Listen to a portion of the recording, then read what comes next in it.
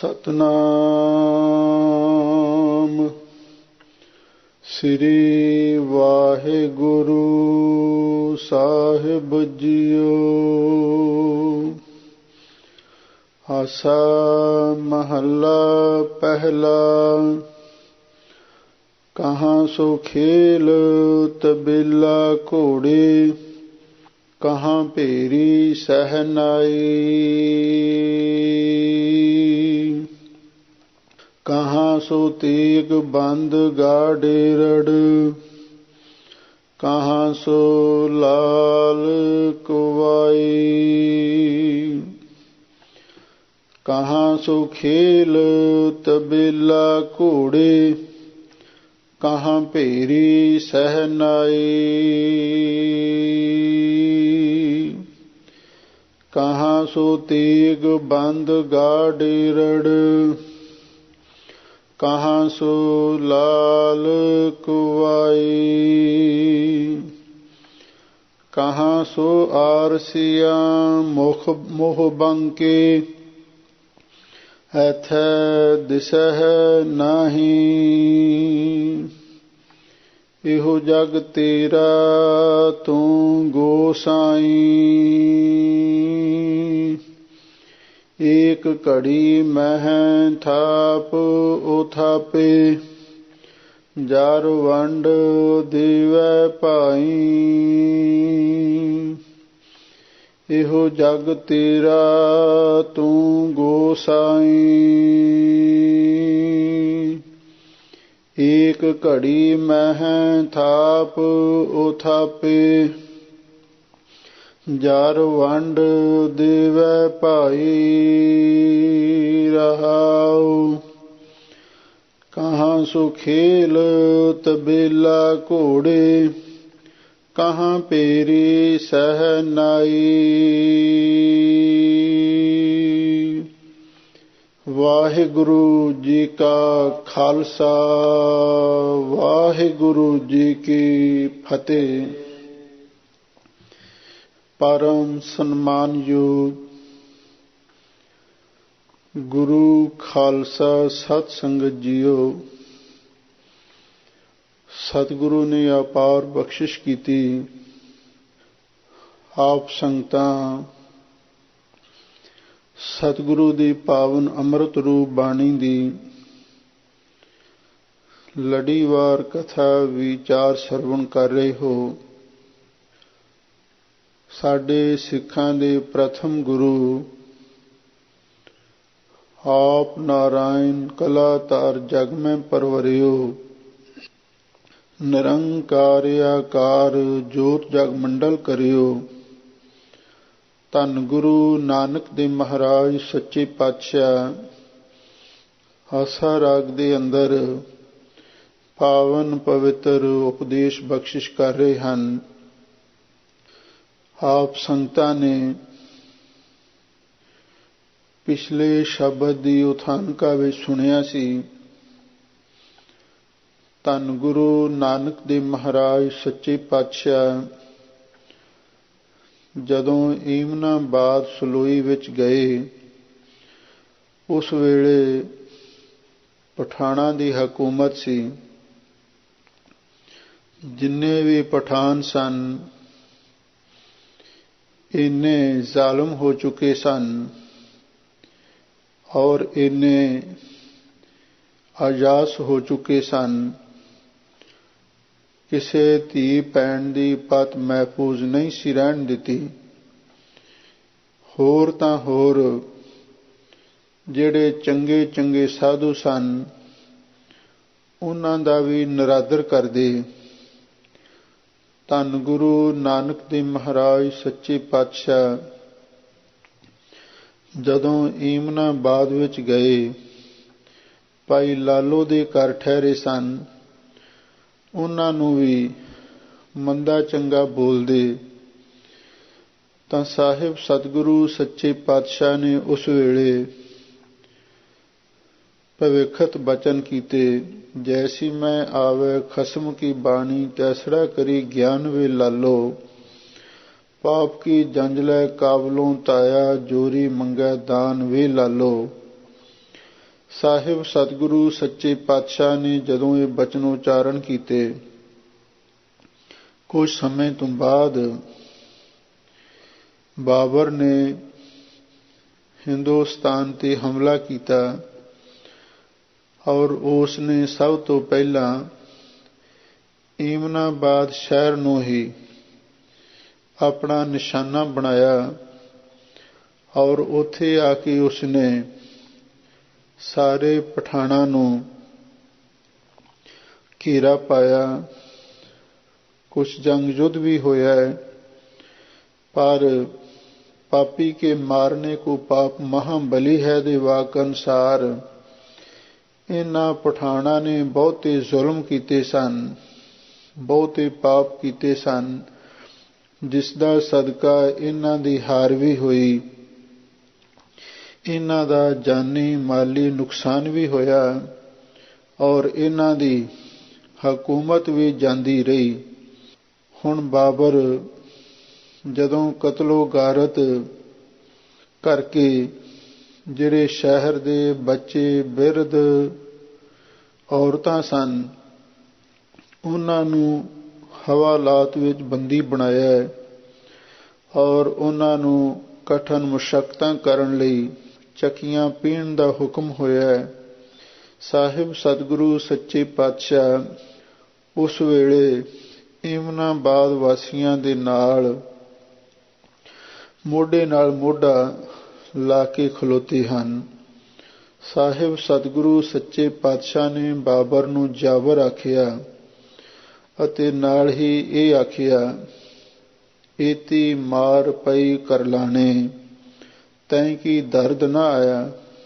ਐ ਬਾਬਰਾ, ਇੰਨੀ ਮਾਰ ਪਈ ਹੈ ਮਜ਼ਲੂਮਾਂ ਤੇ, ਯਤੀਮਾਂ ਤੇ, ਗਰੀਬਾਂ ਤੇ, ਬੇਕਸੂਰਾਂ ਤੇ ਅਤੇ ਬੇਹਥਿਆਰਿਆਂ ਤੇ, ਤੇਰੇ ਮਨ ਵਿੱਚ ਕੋਈ ਵੀ ਦਰਦ ਨਹੀਂ ਆਇਆ।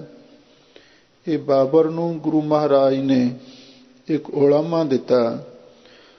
ਕਈ ਵਿਦਵਾਨ ਕਹਿੰਦੇ ਨੇ ਗੁਰੂ ਨਾਨਕ ਸਾਹਿਬ ਜੀ ਨੇ ਅਕਾਲ ਪੁਰਖ ਨੂੰ ਉਲਾਮਾ ਦਿੱਤਾ, ਪਰ ਇਹ ਗੱਲ ਢੁਕਦੀ ਨਹੀਂ ਹੈ। ਧੰਨ ਗੁਰੂ ਨਾਨਕ ਦੇਵ ਮਹਾਰਾਜ ਸੱਚੇ ਪਾਤਸ਼ਾਹ ਦੀ ਆਤਮਾ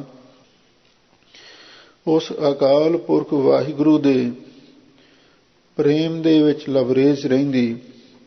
ਉਹਨਾਂ ਦੇ ਮੂੰਹੋਂ ਕਦੇ ਵੀ ਉਸ ਅਕਾਲ ਪੁਰਖ ਵਾਹਿਗੁਰੂ ਨੂੰ ਉਲਾਮਾ ਨਹੀਂ ਸੀ ਨਿਕਲ ਸਕਦਾ। ਇਹ ਉਸ ਬਾਬਰ ਨੂੰ ਹੀ ਗੁਰੂ ਮਹਾਰਾਜ ਨੇ ਆਖਿਆ, ਬਈ ਤੂੰ ਇੰਨੀ ਕਤਲੋ ਗਾਰਤ ਕਰਵਾਈ, ਇੰਨਾ ਖੂਨ ਵਹਾਇਆ, ਕਤਲੋ ਗਾਰਤ ਕਰਵਾਈ, ਤੇਰੇ ਮਨ ਵਿੱਚ ਭੋਰਾ ਵੀ ਦਰਦ ਨਹੀਂ ਆਇਆ, ਭਾਵ ਲੋਕਾਂ ਨਾਲ ਹਮਦਰਦੀ ਨਹੀਂ ਆਈ। ਹੁਣ ਇਹ ਜੋ ਦੂਸਰਾ ਸ਼ਬਦ ਹੈ ਇਹ ਵੀ ਉਸ ਘਟਨਾ ਨਾਲ ਹੀ ਸੰਬੰਧਿਤ ਹੈ। ਸਾਹਿਬ ਸਤਿਗੁਰੂ ਸੱਚੇ ਪਾਤਸ਼ਾਹ ਨੇ ਜਿਹੜਾ ਪਹਿਲਾ ਸ਼ਬਦ ਸੀ ਉਹ ਖਾਸ ਕਰਕੇ ਜਿਹੜੀਆਂ ਅਮੀਰ ਘਰਾਣਿਆਂ ਦੀਆਂ ਪਠਾਨ ਸਰਦਾਰਾਂ ਦੀਆਂ ਔਰਤਾਂ ਸਨ ਜੋ ਉਹਨਾਂ ਦੇ ਨਾਲ ਹੀ ਪਾਪ ਦਾ ਸਾਥ ਦੇ ਰਹੀਆਂ ਸਨ, ਜੋ ਉਹਨਾਂ ਦੀ ਹਾਲਤ ਹੋਈ ਉਹਦੇ ਬਾਰੇ ਚਾਨਣਾ ਪਾਇਆ ਹੈ। ਹੁਣ ਇਸ ਅਗਲੇ ਸ਼ਬਦ ਵਿੱਚ ਧੰਨ ਗੁਰੂ ਨਾਨਕ ਦੇਵ ਮਹਾਰਾਜ ਸੱਚੇ ਪਾਤਸ਼ਾਹ ਜੋ ਈਮਨਾਬਾਦ ਦਾ ਪਹਿਲਾ ਦ੍ਰਿਸ਼ ਸੀ ਉਹਨੂੰ ਆਪਣੀਆਂ ਅੱਖਾਂ ਦੇ ਸਾਹਮਣੇ ਲਿਆ ਕੇ ਉਸ ਤੋਂ ਬਾਅਦ ਜਿਵੇਂ ਇੱਥੇ ਕਤਲੋ ਗਾਰਤ ਹੋਈ, ਈਮਨਾਬਾਦ ਸ਼ਹਿਰ ਲੁੱਟਿਆ, ਮਾਰਿਆ ਗਿਆ, ਉੱਜੜ ਗਿਆ, ਹੁਣ ਉਸ ਘਟਨਾ ਨੂੰ ਲੈ ਕੇ ਗੁਰੂ ਮਹਾਰਾਜ ਨੇ ਇਹ ਦੂਸਰਾ ਸ਼ਬਦ ਉਚਾਰਨ ਕੀਤਾ ਹੈ, ਇਹੋ ਜਗ ਤੇਰਾ ਤੂੰ ਗੋਸਾਈ, ਏਕ ਘੜੀ ਮੈਂ ਥਾਪਿਓ ਥਾਪੇ, ਜਰ ਵੰਡ ਦੇਵੈ ਭਾਈ। ਰਹਾਓ, ਹਜ਼ੂਰ ਅਕਾਲ ਪੁਰਖ ਵਾਹਿਗੁਰੂ ਨੂੰ ਸੰਬੋਧਨ ਕਰਕੇ ਆਖ ਰਹੇ ਹਨ, ਇਹੋ ਜਗ ਤੇਰਾ ਤੂੰ ਗੋਸਾਈ, ਹੇ ਵਾਹਿਗੁਰੂ ਇਹ ਸੰਸਾਰ ਤੇਰਾ ਹੈ, ਤੂੰ ਇਸ ਦਾ ਮਾਲਕ ਹੈ। ਇੱਕ ਘੜੀ ਵਿੱਚ ਹੀ ਤੂੰ ਇਸ ਸੰਸਾਰ ਨੂੰ ਬਣਾਉਣਾ ਹੈ ਦੂਸਰੀ ਘੜੀ ਦੇ ਵਿੱਚ ਉਹ ਥਾਪੇ, ਤੂੰ ਇਸ ਨੂੰ ਨਾਸ ਵੀ ਕਰ ਦੇਣਾ। ਭਾਵ ਇਮਨਾਬਾਦ ਸ਼ਹਿਰ ਵਸਦਾ ਰਸਦਾ ਥੋੜ੍ਹੇ ਸਮੇਂ ਦੇ ਵਿੱਚ ਹੀ ਇੱਕ ਖਾਕ ਦੀ ਢੇਰੀ ਬਣ ਗਿਆ ਹੈ। ਇਹ ਤੇਰੀ ਆਪਣੀ ਰਜ਼ਾ ਹੈ। ਜਰ ਵੰਡ ਦੇਵੈ ਭਾਈ, ਤੇ ਜਿਹੜੀ ਮਾਇਆ ਹੈ ਇਹ ਫਿਰ ਭਰਾਵਾਂ ਦੇ ਵਿੱਚ ਤੂੰ ਵੰਡ ਦੇਣਾ। ਜਾਂ ਇਹਦਾ ਆਮ ਵਿਦਵਾਨਾਂ ਨੇ ਇਹ ਵੀ ਅਰਥ ਕੀਤਾ ਹੈ, ਜਰ ਵੰਡ ਦੇਵੈ ਭਾਈ। ਜਿਹੜੀ ਜਰ ਦਾ ਅਰਥ ਹੈ ਮਾਇਆ, ਇਹ ਭਰਾਵਾਂ ਦੇ ਵਿੱਚ ਵੀ ਵੰਡੀਆਂ ਪਾ ਦਿੰਦੀ ਹੈ, ਭਰਾਵਾਂ ਨੂੰ ਵੀ ਲੜਾ ਦਿੰਦੀ ਹੈ। ਅਕਸਰ ਜਿੰਨੀਆਂ ਵੀ ਸੰਸਾਰ ਦੇ ਵਿੱਚ ਲੜਾਈਆਂ ਹੋਈਆਂ, ਉਹਨਾਂ ਦੇ ਪਿੱਛੇ ਸਿਆਣਿਆਂ ਨੇ 3 ਹੀ ਕਾਰਨ ਲਿਖੇ ਹਨ, ਜਰ, ਜੋਰੂ, ਜਿਮੀ। ਜਾਂ ਤੇ ਮਾਇਆ ਪਿੱਛੇ ਲੋਕ ਲੜਦੇ ਹਨ, ਤੇ ਜਾਂ ਜ਼ਮੀਨ ਪਿੱਛੇ, ਧਰਤੀ ਪਿੱਛੇ ਲੋਕ ਲੜਦੇ ਹਨ, ਤੇ ਜਾਂ ਫਿਰ ਇਸਤਰੀ ਪਿੱਛੇ ਲੋਕ ਲੜਾਈ ਝਗੜਾ ਕਰਦੇ ਹਨ। ਪਰ ਹਜ਼ੂਰ ਕਹਿੰਦੇ ਨੇ ਜਰ ਵੰਡ ਦੇਵੈ ਭਾਈ, ਵੀ ਇਹ ਜਿਹੜੀ ਮਾਇਆ ਹੈ ਭਰਾਵਾਂ ਦੇ ਵਿੱਚ ਵੀ ਵੰਡੀਆਂ ਪਾ ਦਿੰਦੀ ਹੈ, ਭਰਾਵਾਂ ਦੇ ਵਿੱਚ ਵੀ ਝਗੜਾ ਕਰਵਾ ਦਿੰਦੀ ਹੈ। ਮੁਗਲਾਂ ਤੇ ਪਠਾਨਾਂ ਦਾ ਝਗੜਾ ਵੀ ਇਸ ਮਾਇਆ ਦੇ ਕਾਰਨ ਹੀ ਹੋਇਆ। ਜਿੰਨੇ ਵੀ ਵਿਦੇਸ਼ੀ ਹਮਲਾਵਰ ਹਿੰਦੁਸਤਾਨ ਤੇ ਚੜ੍ਹ ਕੇ ਆਏ, ਚਾਹੇ ਉਹ ਮੁਗਲ ਸਨ ਤੇ ਚਾਹੇ ਪਠਾਨ ਸਨ, ਚਾਹੇ ਅਹਿਮਦ ਸ਼ਾਹ ਅਬਦਾਲੀ, ਚਾਹੇ ਨਾਦਰ ਸ਼ਾਹ ਵਰਗੇ ਦੁਰਾਨੀ ਸਨ, ਔਰ ਉਹਨਾਂ ਦਾ ਮੇਨ ਕਾਰਨ ਜਰ, ਜੋਰੋ, ਜਿਮੀ ਨੂੰ ਹਥਿਆਉਣਾ ਹੀ ਸੀ। ਇਹ ਮਾਇਆ ਭਰਾਵਾਂ ਦੇ ਵਿੱਚ ਵੀ ਵੰਡੀਆਂ ਪਾ ਦਿੰਦੀ ਹੈ। ਲਓ ਹੁਣ ਧੰਨ ਗੁਰੂ ਨਾਨਕ ਦੇਵ ਮਹਾਰਾਜ ਸੱਚੇ ਪਾਤਸ਼ਾਹ ਫਰਮਾਉਂਦੇ ਹਨ, ਆਪ ਸੰਗਤਾਂ ਪ੍ਰੇਮ ਦੇ ਨਾਲ ਸ਼ਬਦ ਦੀ ਵਿਚਾਰ ਸੁਣੋ ਤੇ ਇੱਕ ਵਾਰੀ ਪਿਆਰ ਦੇ ਨਾਲ ਆਖੋ, ਸਤਿਨਾਮ ਸ੍ਰੀ ਵਾਹਿਗੁਰੂ ਸਾਹਿਬ ਜੀਓ। ਆਸਾ ਮਹੱਲਾ ਪਹਿਲਾ। ਕਹਾਂ ਸੋ ਖੇਲ ਤਬੇਲਾ ਘੋੜੇ, ਕਹਾਂ ਭੇਰੀ ਸਹਿਨਾਈ। ਆਸਾ ਰਾਗ ਦੇ ਅੰਦਰ ਧੰਨ ਗੁਰੂ ਨਾਨਕ ਦੇਵ ਮਹਾਰਾਜ ਸੱਚੇ ਪਾਤਸ਼ਾਹ ਫਰਮਾਉਂਦੇ ਹਨ, ਕਹਾਂ ਸੋ ਖੇਲ ਤਬੇਲਾ ਘੋੜੇ। ਕਿੱਥੇ ਨੇ ਉਹ ਖੇਲ ਤਮਾਸ਼ੇ, ਕਿੱਥੇ ਨੇ ਤਬੇਲਾ, ਘੋੜਿਆਂ ਦੇ ਤਬੇਲੇ, ਅਸਤਬਲ, ਤੇ ਕਿੱਥੇ ਨੇ ਘੋੜੇ। ਭਾਵ ਸਾਰੇ ਹੀ ਮੈਦਾਨੀ ਜੰਗ ਦੇ ਵਿੱਚ ਮਾਰੇ ਗਏ ਨੇ ਜਾਂ ਲੁੱਟੇ ਗਏ ਹਨ। ਕਹਾਂ ਭੇਰੀ ਸਹਿਨਾਈ, ਕਿੱਥੇ ਨੇ ਭੇਰੀ ਦਾ ਅਰਥ ਜਿਹੜੇ ਵੱਡੇ ਵੱਡੇ ਨਗਾਰੇ ਸਨ, ਤੌਂਸੇ ਸਨ, ਤੇ ਸ਼ਹਿਨਾਈ ਜਿਹੜੀਆਂ ਸ਼ਹਿਨਾਈਆਂ ਤੂਤੀਆਂ ਵੱਜਦੀਆਂ ਸਨ, ਉਹ ਕਿੱਥੇ ਨੇ। ਭਾਵ ਸਭ ਕੁਝ ਖਤਮ ਹੋ ਗਿਆ ਹੈ। ਕਹਾਂ ਸੋ ਤੇਗ ਬੰਦਗਾ ਡੇਰੜ, ਕਹਾਂ ਸੋ ਲਾਲ ਕਵਾਈ। ਕਿੱਥੇ ਨੇ ਤੇਗ ਬੰਦ, ਜਿਹੜੇ ਤਲਵਾਰਾਂ ਨੂੰ ਕਮਰ ਕੱਸੇ ਨਾਲ ਬੰਨਣ ਵਾਲੇ ਗਾਡੇਰੜ ਸੂਰਮੇ ਸਨ। ਗਾਡੇਰੜ ਦਾ ਅਰਥ ਹੈ ਸੂਰਮੇ। ਜਿਹੜੇ ਤਲਵਾਰਾਂ ਨੂੰ ਧਾਰਨ ਕਰਨ ਵਾਲੇ ਸੂਰਮੇ ਸਨ, ਉਹ ਕਿੱਥੇ ਨੇ। ਕਹਾਂ ਸੋ ਲਾਲ ਕਵਾਈ, ਕਿੱਥੇ ਨੇ ਉਹਨਾਂ ਦੀਆਂ ਲਾਲ ਵਰਦੀਆਂ। ਕਵਾਈ ਕਹਿੰਦੇ ਨੇ ਪੁਸ਼ਾਕ ਨੂੰ, ਵਰਦੀ ਨੂੰ। ਜਿਹੜੇ ਪਠਾਨ ਸਰਦਾਰ ਸਨ, ਜਿਹੜੇ ਉਹਨਾਂ ਦੇ ਖਾਸ ਸੂਰਮੇ ਸਿਪਾਹੀ ਸਨ, ਉਹਨਾਂ ਦੀ ਲਾਲ ਵਰਦੀ ਸੀ। ਤੇ ਸਤਿਗੁਰੂ ਹੁਣ ਉਹ ਪਹਿਲੀਆਂ ਚੀਜ਼ਾਂ ਨੂੰ ਸੰਬੋਧਨ ਕਰਕੇ ਆਖਦੇ ਨੇ ਬਈ ਕਿੱਥੇ ਉਹ ਲਾਲ ਵਰਦੀਆਂ ਨੇ, ਕਿੱਥੇ ਉਹ ਸੂਰਮੇ ਨੇ ਜਿਹੜੇ ਆਪਣੇ ਆਪ ਨੂੰ ਇਹ ਸਮਝਦੇ ਸਨ ਵੀ ਸਾਡਾ ਕੋਈ ਮੁਕਾਬਲਾ ਨਹੀਂ ਕਰ ਸਕਦਾ। ਉਹ ਸਾਰੇ ਦੇ ਸਾਰੇ ਮੈਦਾਨੇ ਜੰਗ ਦੇ ਵਿੱਚ ਸਮਾਪਤ ਹੋ ਗਏ ਹਨ। ਕਹਾਂ ਸੋ ਤੇਗ ਬੰਦ ਗਾਡੇਰੜ, ਜਿਹੜਾ ਗਾਡੇਰੜ ਸ਼ਬਦ ਹੈ ਸੰਪਰਦਾਇ ਵਿੱਚ ਇਸ ਨੂੰ ਇਕੱਠਾ ਹੀ ਮੰਨਿਆ ਗਿਆ। ਇਹਦਾ ਅਰਥ ਹੈ ਤੇਗਾਂ ਨੂੰ ਬੰਨਣ ਵਾਲੇ, ਤਲਵਾਰਾਂ ਧਾਰਨ ਕਰਨ ਵਾਲੇ ਸੂਰਮੇ। ਤੇ ਜਿਹੜੇ ਨਵੇਂ ਵਿਦਵਾਨ ਨੇ ਉਹਨਾਂ ਨੇ ਕਹਾਂ ਸੋ ਤੇਗ ਬੰਦ ਗਾਡੇ ਰੜ, ਗਾਡੇ ਰੜ ਇਉਂ ਪਾਠ ਮੰਨ ਕੇ ਅਰਥ ਇਹ ਕੀਤਾ ਹੈ ਵੀ ਉਹ ਕਿੱਥੇ ਨੇ ਤੇਗਾਂ ਨੂੰ ਬੰਨਣ ਵਾਲੇ ਸੂਰਮੇ। ਜਿਹੜੇ ਗਾਡੇ ਦਾ ਅਰਥ ਹੈ ਵੀ ਐਨ ਪੈਰ ਗੱਡ ਕੇ, ਰੜ ਦਾ ਅਰਥ ਹੈ ਰੜੇ ਮੈਦਾਨ ਦੇ ਵਿੱਚ, ਦੁਸ਼ਮਣਾਂ ਦੇ ਨਾਲ ਲੜਦੇ ਸਨ, ਭਾਵ ਉਹ ਸਾਰੇ ਦੇ ਸਾਰੇ ਮਾਰੇ ਗਏ ਨੇ। ਕਹਾਂ ਸੋ ਆਰਸੀਆ ਮੋਹ ਬੰਕੇ ਐਥੈ ਦਿਸਹਿ ਨਾਹੀਂ। ਲਓ ਹਜ਼ੂਰ ਕਹਿੰਦੇ ਨੇ ਕਿੱਥੇ ਨੇ ਉਹ ਆਰਸੀਆਂ ਸ਼ੀਸ਼ੇ ਜਿਨ੍ਹਾਂ ਦੇ ਵਿੱਚ ਉਹ ਆਪਣੇ ਮੂੰਹ ਬਣਾ ਬਣਾ ਕੇ ਸਵਾਰਦੇ ਸਨ ਤੇ ਸੋਹਣੇ ਬਣਦੇ ਸਨ। ਅਥਵਾ ਕਹਾਂ ਸੋ ਆਰਸੀਆ ਮੋਹ ਬੰਕੇ, ਉਹ ਕਿੱਥੇ ਨੇ ਮੂੰਹ ਜਿਹੜੇ ਸ਼ੀਸ਼ੇ ਵਾਂਗੂ ਚਮਕਦੇ ਸਨ, ਰੰਗ ਗੋਰੇ ਤੇ ਲਾਲ ਸਿਆਹ ਭਾ ਮਾਰਦੀ ਸੀ। ਉਹ ਕਿੱਥੇ ਨੇ ਸੋਹਣੇ ਮੁਖੜੇ, ਇੱਥੇ ਦਿਸਹਿ ਨਾਹੀਂ, ਪਰ ਇੱਥੇ ਹੁਣ ਕੁਝ ਵੀ ਨਜ਼ਰ ਨਹੀਂ ਆਉਂਦਾ।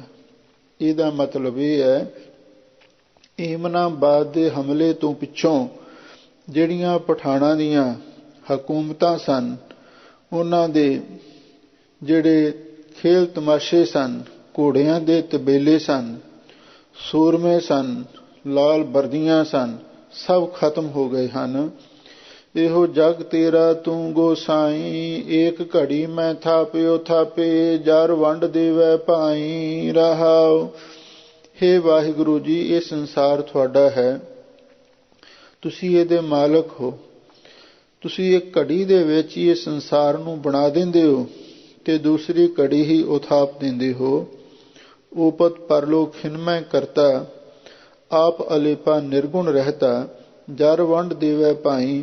ਇਹ ਜਿਹੜੀ ਮਾਇਆ ਹੈ ਗੁਰਮੁਖੋ, ਇਹ ਭਾਈਆਂ ਦੇ ਵਿੱਚ ਵੀ ਵੰਡੀਆਂ ਪਾ ਦਿੰਦੀ ਹੈ, ਭਰਾਵਾਂ ਦੇ ਵਿੱਚ ਵੀ ਫੁੱਟ ਪਾ ਦਿੰਦੀ ਹੈ। ਇਸ ਮਾਇਆ ਦੇ ਪਿੱਛੇ ਭਰਾ ਭਰਾ ਦੇ ਨਾਲ ਲੜ ਰਹੇ ਹਨ। ਰਹਾਉ ਵਿਸਰਾਮ ਦੇ ਕੇ ਹਜ਼ੂਰ ਅੱਗੇ ਫਰਮਾਉਂਦੇ ਹਨ, ਕਹਾਂ ਸੋ ਘਰਦਾਰ ਮੰਡਪ ਮਹਿਲਾ, ਕਹਾਂ ਸੋ ਬੰਕ ਸਰਾਏ। ਕਿੱਥੇ ਨੇ ਉਹ ਸੋਹਣੇ ਘਰ ਤੇ ਕਿੱਥੇ ਨੇ ਸੋਹਣੇ ਉਹ ਦਰ ਦਰਵਾਜ਼ੇ, ਕਿੱਥੇ ਨੇ ਮਹਿਲ ਮਾੜੀਆਂ, ਮੰਡਪਦਾਰ ਜਿਹੜੇ ਮਮਤੀਆਂ ਵਾਲੇ ਅਸਥਾਨ ਬਣਾਏ ਹੋਏ ਸਨ, ਦੀਵਾਨ ਅਸਥਾਨ, ਦੀਵਾਨ ਹਾਲ, ਕਚਹਿਰੀਆਂ ਜਿੱਥੇ ਲਾਉਂਦੇ ਸਨ, ਤੇ ਮਹਿਲ ਜਿਹੜੇ ਆਪਣੀ ਖਾਸ ਰਹਿਣ ਲਈ। ਕਹਾਂ ਸੋ ਬੰਕ ਸਰਾਈ, ਕਿੱਥੇ ਨੇ ਉਹ ਸੁੰਦਰ ਸਰਾਵਾਂ, ਮੁਸਾਫਰਖਾਨੇ ਜਿਹੜੇ ਬਾਹਰੋਂ ਆਏ ਵਿਦੇਸ਼ੀਆਂ ਦੇ ਲਈ ਠਹਿਰਨ ਲਈ ਸਰਾਵਾਂ ਬਣਾਈਆਂ ਸਨ, ਉਹ ਕਿੱਥੇ ਨੇ, ਭਾਵ ਸਭ ਕੁਝ ਢਹਿ ਢੇਰੀ ਹੋ ਗਿਆ ਹੈ। ਕਹਾਂ ਸੋ ਸੇਜ ਸੁਖਾਲੀ ਕਾਮਣ, ਜਿਸ ਵੇਖ ਨੀਂਦ ਨਾ ਪਾਈ। ਕਿੱਥੇ ਨੇ ਉਹ ਸੁਖ ਵਾਲੀ ਸੇਜਾ ਤੇ ਨਾਲ ਹੀ ਸੁਖ ਦੇਣ ਵਾਲੀਆਂ ਕਾਮਣ ਇਸਤਰੀਆਂ, ਜਿਸ ਵੇਖ ਨੀਂਦ ਨਾ ਪਾਈ। ਜਿਸ ਸੁੰਦਰ ਸੇਜਾ ਤੇ ਇਸਤਰੀ ਨੂੰ ਵੇਖ ਕੇ ਨੀਂਦ ਵੀ ਨਹੀਂ ਸੀ ਪੈਂਦੀ। ਔਰ ਉਹ ਕਿੱਥੇ ਨੇ ਸੁਖ ਵਾਲੀਆਂ ਸੇਜਾ ਤੇ ਕਿੱਥੇ ਨੇ ਸੁਖ ਦੇਣ ਵਾਲੀਆਂ ਇਸਤਰੀਆਂ, ਭਾਵ ਉਹ ਸਾਰੀਆਂ ਹੀ ਜਾਂ ਤੇ ਮਾਰੀਆਂ ਗਈਆਂ ਨੇ ਜਾਂ ਦੁਸ਼ਮਣਾਂ ਦੇ ਹੱਥ ਉਹਨਾਂ ਦੀ ਪੱਤ ਰੁਲ ਰਹੀ ਹੈ। ਕਹਾਂ ਸੋ ਪਾਨ ਤੰਬੋਲੀ ਹਰਮਾ, ਹੋਈਆ ਸ਼ਾਈ ਮਾਈ। ਧੰਨ ਗੁਰੂ ਨਾਨਕ ਦੇਵ ਮਹਾਰਾਜ ਸੱਚੇ ਪਾਤਸ਼ਾਹ ਫਰਮਾਉਂਦੇ ਨੇ, ਕਿੱਥੇ ਨੇ ਉਹ ਪਾਨ ਤੰਬੋਲੀ ਦਾ ਅਰਥ ਪਾਨਾਂ ਦੇ ਬੀੜੇ ਖਾਣ ਵਾਲੀਆਂ ਹਰਮਾ ਇਸਤਰੀਆਂ, ਅਥਵਾ ਕਿੱਥੇ ਨੇ ਉਹ ਪਾਨਾਂ ਦੇ ਬੀੜੇ ਲਿਆ ਕੇ ਦੇਣ ਵਾਲੀਆਂ ਹਰਮਾ ਨੌਕਰਾਣੀਆਂ, ਜਿਹੜੀਆਂ ਖਾਸ ਮਹਿਲਾਂ ਦੇ ਵਿੱਚ ਕੰਮ ਕਰਦੀਆਂ ਸਨ। ਹੋਈਆ ਸ਼ਾਹੀ ਮਾਈ, ਸਭ ਕੁਝ ਸ਼ਾਹੀ ਮਾਈ ਹੋ ਗਿਆ। ਸ਼ਾਹੀ ਮਾਈ ਦਾ ਅਰਥ ਹੁੰਦਾ ਵੀ ਸਭ ਕੁਝ ਹੀ ਨੇਸ ਤੋਂ ਨਾਬੂਦ ਹੋ ਗਿਆ, ਸਭ ਕੁਝ ਅੱਖਾਂ ਤੋਂ ਓਹਲੇ ਹੋ ਗਿਆ, ਕੁਛ ਵੀ ਦਿਖਾਈ ਨਹੀਂ ਦੇ ਰਿਹਾ। ਇਸ ਜਰ ਕਾਰਨ ਘਣੀ ਵਿਗੁਤੀ, ਇਨ ਜਰ ਘਣੀ ਖੁਆਈ। ਔਰ ਇਹ ਸਾਰਾ ਕੁਛ ਹੋਇਆ ਕਿਉਂ? ਧੰਨ ਗੁਰੂ ਨਾਨਕ ਦੇਵ ਮਹਾਰਾਜ ਦਾ ਕਾਰਨ ਦੱਸਦੇ ਨੇ ਜਰ। ਜਰ ਕਹਿੰਦੇ ਨੇ ਸੋਨਾ ਚਾਂਦੀ ਧਨ ਦੌਲਤ ਨੂੰ। ਇਸ ਜਰ ਕਾਰਨ, ਇਸ ਜਰ ਧਨ ਦੌਲਤ ਦੇ ਪਿੱਛੇ ਘਣੀ ਵਿਗੁਤੀ, ਬਹੁਤੀ ਸ੍ਰਿਸ਼ਟੀ ਖੁਆਰ ਹੋਈ ਹੈ। ਇਨ ਜਰ ਘਣੀ ਖੁਆਈ, ਤੇ ਇਸ ਜਰ ਮਾਇਆ ਨੇ, ਇਸ ਦੌਲਤ ਨੇ ਬਹੁਤੀ ਸ੍ਰਿਸ਼ਟੀ ਖੁਆਈ ਦਾ ਅਰਥ ਕੁਰਾਹੇ ਪਾ ਦਿੱਤੀ ਹੈ। ਪਾਪਾਂ ਬੱਝ ਹੋਵੇ ਨਾਹੀਂ, ਮੋਇਆ ਸਾਥ ਨਾ ਜਾਏ। ਧੰਨ ਗੁਰੂ ਨਾਨਕ ਦੇਵ ਮਹਾਰਾਜ ਸੱਚੇ ਪਾਤਸ਼ਾਹ ਫਰਮਾਉਂਦੇ ਹਨ, ਗੁਰਮੁਖੋ, ਇਹ ਜਿਹੜੀ ਮਾਇਆ ਹੈ ਪਾਪਾਂ ਤੋਂ ਬਿਨਾਂ ਇਹ ਬਹੁਤੀ ਇਕੱਠੀ ਵੀ ਨਹੀਂ ਹੁੰਦੀ।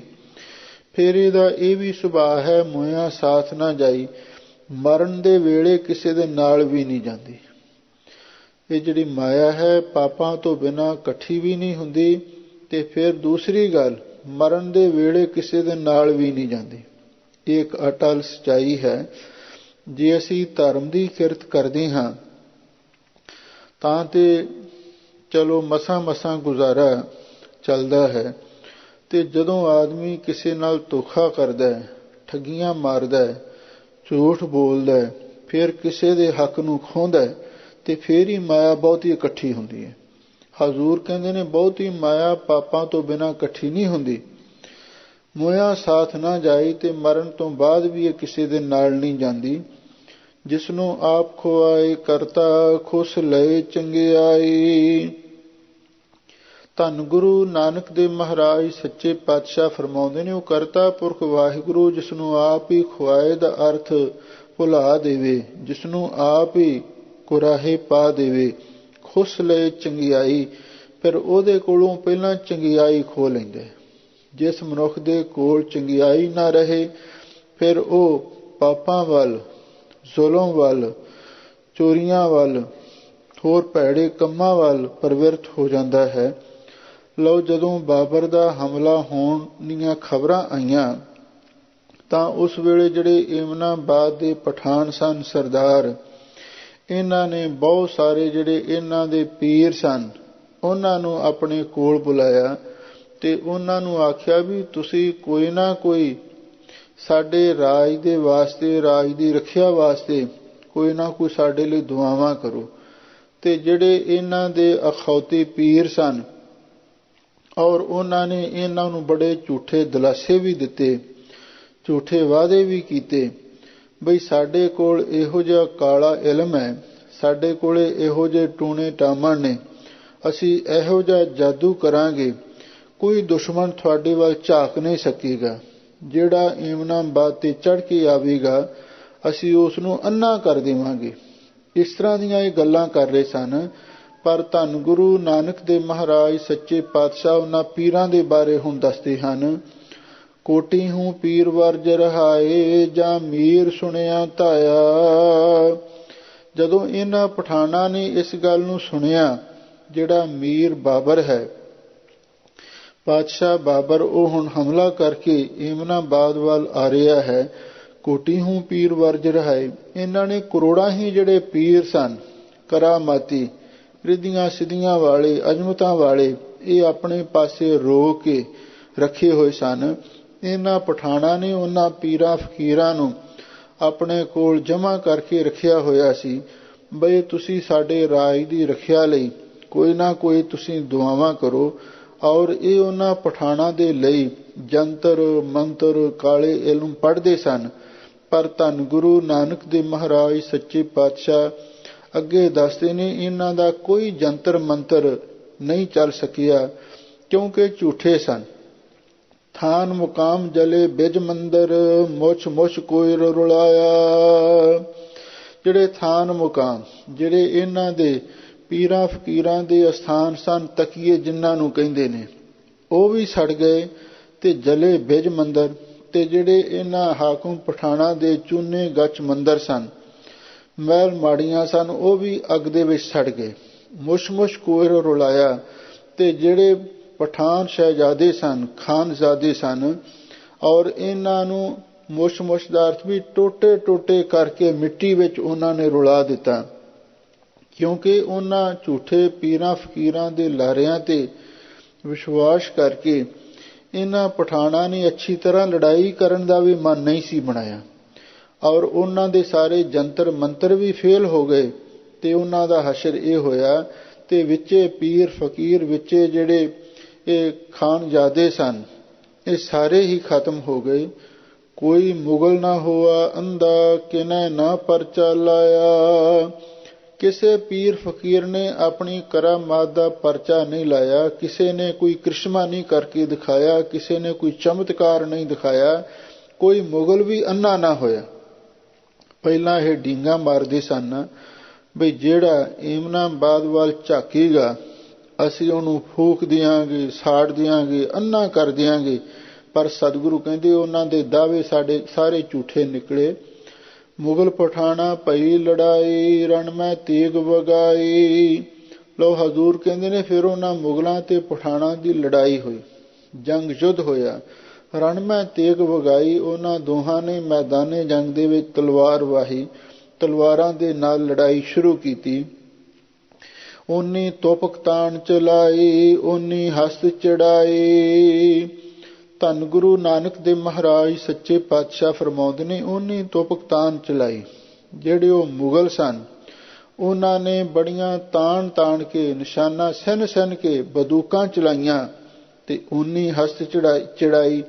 ਤੇ ਜਿਹੜੀਆਂ ਪਠਾਨਾਂ ਦੇ ਹੱਥ ਵਿੱਚ ਬੰਦੂਕਾਂ ਪਕੜੀਆਂ ਸਨ ਔਰ ਉਹ ਚੜਾਈ ਉੱਥੇ ਹੀ ਚੜ ਗਈਆਂ।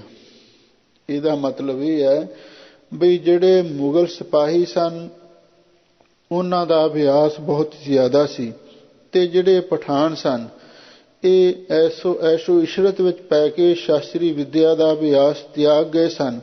ਇਸੇ ਲਈ ਸਤਿਗੁਰੂ ਕਹਿੰਦੇ ਨੇ ਉਹਨਾਂ ਮੁਗਲਾਂ ਨੇ ਤਾਂ ਤਾਣ ਤਾਣ ਕੇ ਬੰਦੂਕਾਂ ਚਲਾਈਆਂ ਤੇ ਐਨ ਉਹਨਾਂ ਦੇ ਸਹੀ ਨਿਸ਼ਾਨੇ ਲੱਗੇ, ਉਨੀ ਹਸਤ ਚੜਾਈ। ਤੇ ਜਿਹੜੀਆਂ ਪਠਾਨਾਂ ਦੇ ਹੱਥ ਵਿੱਚ ਬੰਦੂਕਾਂ ਸਨ ਉਹ ਹੱਥਾਂ ਦੇ ਵਿੱਚ ਹੀ ਚੜ ਗਈਆਂ।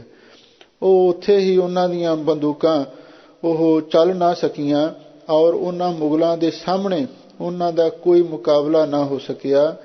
ਜਿਨ ਕੀ ਚੀਰੀ ਦਰਗਹਿ ਪਾਟੇ, ਤਿੰਨਾ ਮਰਨਾ ਭਾਈ। ਧੰਨ ਗੁਰੂ ਨਾਨਕ ਦੇਵ ਮਹਾਰਾਜ ਸੱਚੇ ਪਾਤਸ਼ਾਹ ਫਰਮਾਉਂਦੇ ਨੇ, ਭਰਾਵੋ ਜਿਨ੍ਹਾਂ ਦੀ ਚੀਰੀ ਦਾ ਅਰਥ ਹੈ ਚਿੱਠੀ, ਜਿਨ੍ਹਾਂ ਦੀ ਚੀਰੀ ਚਿੱਠੀ ਦਰਗਾਹ ਵਿੱਚ ਪਾਟ ਗਈ ਸੀ ਤੇ ਭਾਈ ਉਹਨਾਂ ਨੇ ਤਾਂ ਮਰਨਾ ਹੀ ਮਰਨਾ ਸੀ। ਭਾਵ ਇਹਨਾਂ ਮੁਗਲਾਂ ਦੀ ਮੌਤ ਲਿਖੀ ਹੋਈ, ਇਹਨਾਂ ਪਠਾਨਾਂ ਦੀ ਮੁਗਲਾਂ ਦੇ ਹੱਥੋਂ ਮੌਤ ਲਿਖੀ ਹੋਈ ਸੀ। ਇਸ ਲਈ ਜਿਨ੍ਹਾਂ ਦੀ ਚੀਰੀ ਚਿੱਠੀ ਦਰਗਾਹ ਤੋਂ ਹੀ ਪਾਟ ਗਈ ਤੇ ਭਾਈ ਉਹਨਾਂ ਨੇ ਤੇ ਮਰਨਾ ਹੀ ਮਰਨਾ ਸੀ। ਕੁਛ ਵਿਦਵਾਨਾਂ ਨੇ ਜਿਹੜੀ ਪਿਛਲੀ ਪੰਕਤੀ ਹੈ ਉਹਦਾ ਅਰਥ ਇਉਂ ਵੀ ਕੀਤਾ, ਓਨੀ ਤੋਪਕ ਤਾਣ ਚਲਾਈ, ਓਨੀ ਹਸਤ ਚੜਾਈ। ਬਈ ਜਿਹੜੇ ਮੁਗਲ ਸਨ, ਜਿਹੜੇ ਪਠਾਨ ਸਨ, ਉਹਨਾਂ ਨੇ ਵੀ ਤਾਣ ਤਾਣ ਕੇ ਬੰਦੂਕਾਂ ਚਲਾਈਆਂ ਮੋਰਚਿਆਂ ਵਿੱਚ ਬੈਠ ਕੇ ਤੇ ਪਰ ਓਨੀ ਹਸਤ ਚੜਾਈ। ਜਿਹੜੇ ਮੁਗਲ ਸਨ ਬਾਹਰੋਂ ਹਮਲਾਵਰ ਹੋਏ ਔਰ ਉਹਨਾਂ ਨੇ ਕਹਿੰਦੇ ਹਾਥੀਆਂ ਉੱਤੇ ਬੰਦੂਕਾਂ ਚੜਾ ਲਈਆਂ ਤੇ ਹਾਥੀਆਂ ਦੇ ਉੱਤੇ ਚੜ ਕੇ ਫਿਰ ਉਹਨਾਂ ਨੇ ਜਿਹੜੇ ਮੋਰਚਿਆਂ ਦੇ ਵਿੱਚ ਪਠਾਨ ਲੜਾਈ ਲੜਦੇ ਸਨ ਉਹਨਾਂ ਨੂੰ ਮੋਰਚਿਆਂ ਨੂੰ ਫਤਿਹ ਕੀਤਾ ਤੇ ਔਰ ਜਿਹੜੇ ਪਠਾਨ ਸਿਪਾਹੀ ਸਨ ਉਹਨਾਂ ਨੂੰ ਮੌਤ ਦੇ ਘਾਟ ਉਤਾਰ ਦਿੱਤਾ।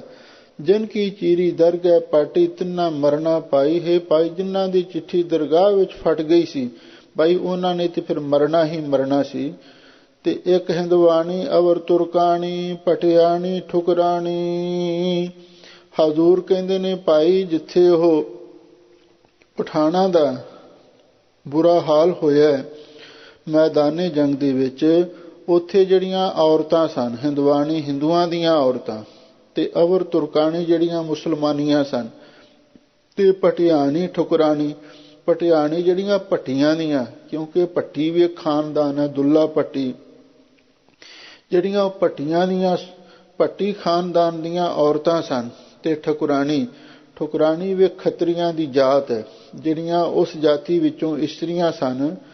ਇੱਕ ਨਾ ਪੇਰਣ ਸਿਰ ਖੁਰ ਪਾਟੇ, ਇੱਕ ਨਾ ਵਾਸ ਮਸਾਣੀ।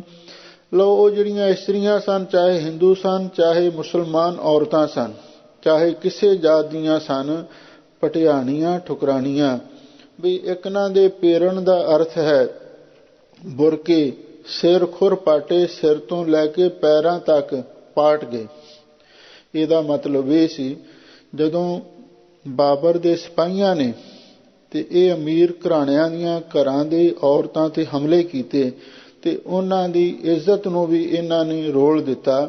ਜਿੱਥੋਂ ਇਹ ਸਪਸ਼ਟ ਹੁੰਦਾ ਇੱਕ ਨਾ ਪੇਰਣ ਸਿਰ ਖੁਰ ਪਾਟੇ, ਵੀ ਇੱਕ ਨਾ ਦੇ ਜਿਹੜੇ ਪੇਰਣ ਬੁਰਕੇ ਸਨ ਸਿਰ ਤੋਂ ਲੈ ਕੇ ਪੈਰਾਂ ਤੱਕ ਪਾਟ ਗਏ, ਭਾਵ ਉਹਨਾਂ ਨੂੰ ਨਗਨ ਕਰ ਦਿੱਤਾ ਗਿਆ, ਉਹਨਾਂ ਨੂੰ ਬੇਇੱਜ਼ਤ ਕੀਤਾ ਗਿਆ। ਇੱਕ ਨਾ ਵਾਸ ਮਸਾਣੀ, ਇੱਕ ਜਿਹੜੀਆਂ ਹਿੰਦੂ ਔਰਤਾਂ ਸਨ ਔਰ ਉਹਨਾਂ ਨੂੰ ਉਹਨਾਂ ਨੇ ਮੌਤ ਦੀ ਸਜ਼ਾ ਦਿੱਤੀ। ਜਿਹੜੀਆਂ ਮੁਸਲਮਾਨ ਔਰਤਾਂ ਸਨ ਉਹਨਾਂ ਦੀ ਬੇਪਤੀ ਕੀਤੀ ਤੇ ਜਿਹੜੀਆਂ ਹੋਰ ਇਸਤਰੀਆਂ ਸਨ ਬਈ ਉਹਨਾਂ ਨੂੰ ਜਾਨੋਂ ਮਾਰ ਮੁਕਾਇਆ। ਇਸ ਤਰ੍ਹਾਂ ਦਾ ਇਹਨੇ ਬਾਬਰ ਨੇ ਜ਼ੁਲਮ ਕੀਤਾ। ਜਿਨ ਕੇ ਬੰਕੇ ਘਰੀ ਨਾ ਆਇਆ, ਤਿਨ ਕਿਉਂ ਰਹਿਣ ਵਿਹਾਣੀ। ਲਓ ਹਜ਼ੂਰ ਕਹਿੰਦੇ ਨੇ ਜਿਨ੍ਹਾਂ ਦੇ ਬੰਕੇ ਦਾ ਅਰਥ ਹੈ ਪਤੀ, ਜਿਨ੍ਹਾਂ ਦਾ ਪਤੀ ਹੁਣ ਘਰ ਵਿੱਚ ਨਹੀਂ ਆਇਆ, ਜਿਹੜੀਆਂ ਬਾਕੀ ਬਚ ਗਈਆਂ ਨੇ ਤਿੰਨ ਕਿਉਂ ਰਹਿਣ ਵਿਹਾਨੀ। ਦੱਸੋ ਹੁਣ ਉਹਨਾਂ ਦੀ ਰਾਤ ਕਿਵੇਂ ਬੀਤਦੀ ਹੋਵੇਗੀ।